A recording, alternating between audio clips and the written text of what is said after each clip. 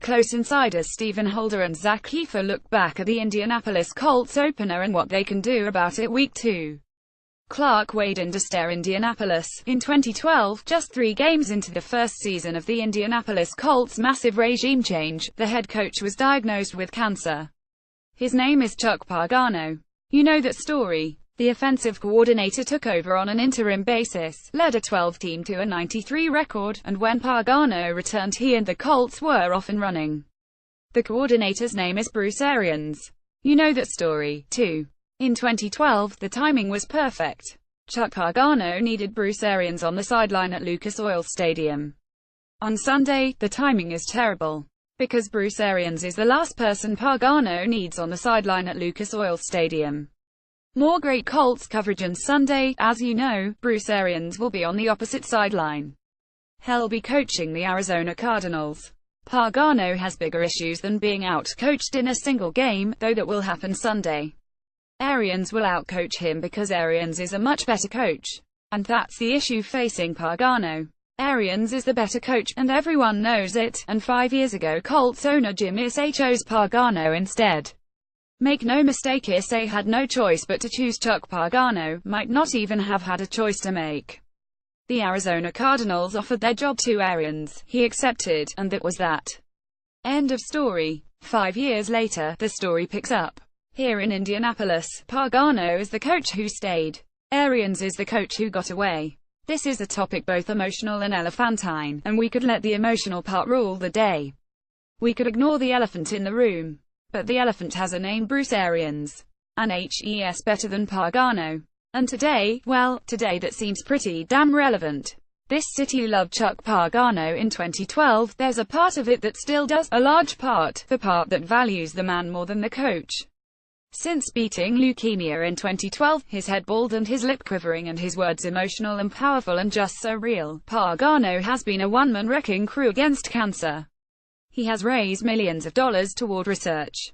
He connects with cancer patients, and he does it without sending a news release or being caught. Well, what do you know, it's Chuck Pagano at Riley Children's Hospital, by a local television crew. In the cancer community, a community that ought to include every last one of us given the reach of that disease, Pagano is revered. But 469, and that 469 loss Sunday to the Los Angeles Rams was no fluke. The Colts have been blown out too many times under Pagano, including all 4 of their final losses of 2014, 5134 to the Pittsburgh Steelers, 4220 to the New England Patriots, 427 to the Dallas Cowboys and 457 in the AFC title game to the Patriots. That 2014 season has proved to be the tipping point for a Colts franchise that was once skyrocketing upward, and now has plummeted to the depths of 469. The skyrocketing began under Bruce Arians. Well, it did. When Pagano stepped aside to focus on his fight with cancer, the Colts were 12 and coming off a loss at home to a Jacksonville Jaguars team that went 214 that season.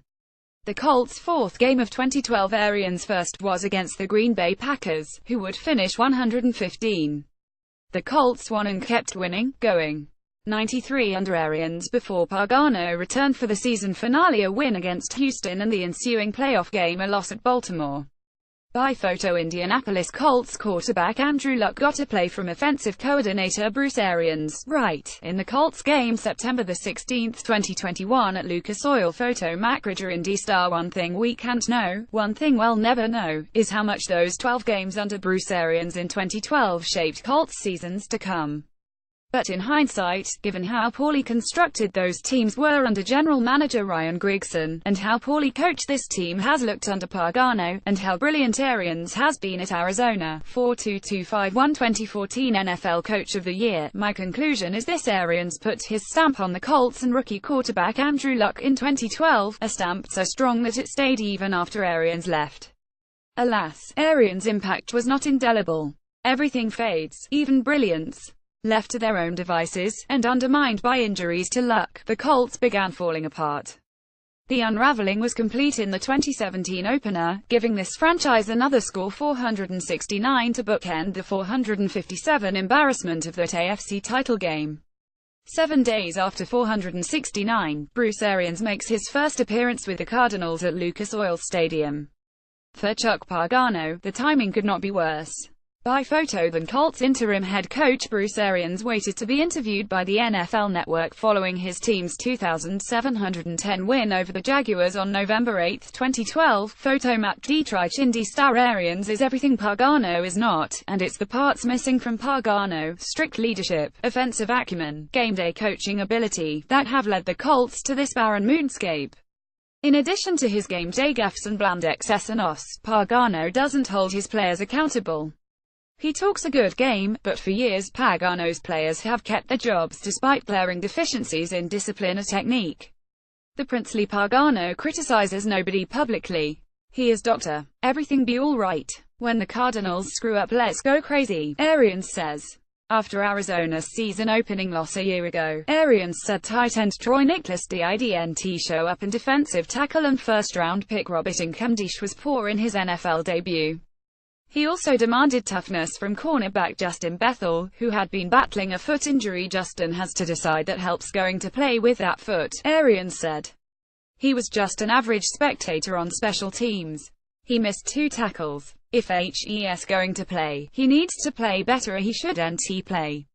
That was Arians after a 2,321 loss to dynastic New England. Pagano, after a 469 loss to the appalling Rams, he made sure to talk about all the good things he saw on tape. More Doyel: Colts have no idea what they're doing. More Doyel fire. Nobody moves forward from a blowout like these Colts. Earlier this summer, Arians was so displeased with his team, he moved the next practice from air-conditioned University of Phoenix Stadium to the outdoors.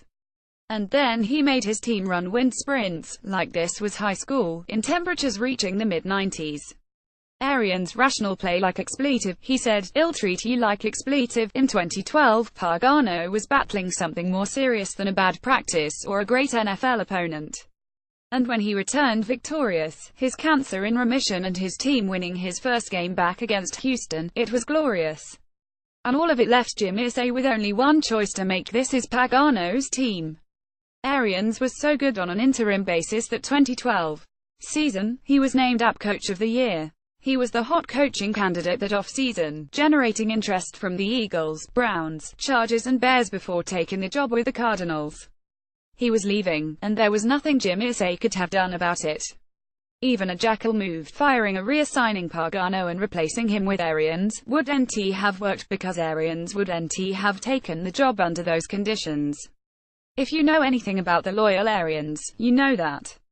Love Greg Doyel's columns. Download our free in sports app. For years, Colts fans have wished it were the other way. Turn on talk radio this week. Read my emails since I got here in October 2014. Check the first 3 responses to my tweet about the way Pagano revived Arians' career in 2012. Arians is 100 times the coach Chuck is. Should have kept Arians. Colts retained the wrong coach. Irsay's hands were tied, and he made the only choice he could make, perhaps even the only choice he wanted to make. Pagano stayed, Arians left, and for a while both won big. The Colts went 115 in 2013 and 14. The Cardinals won 34 games from 201,315.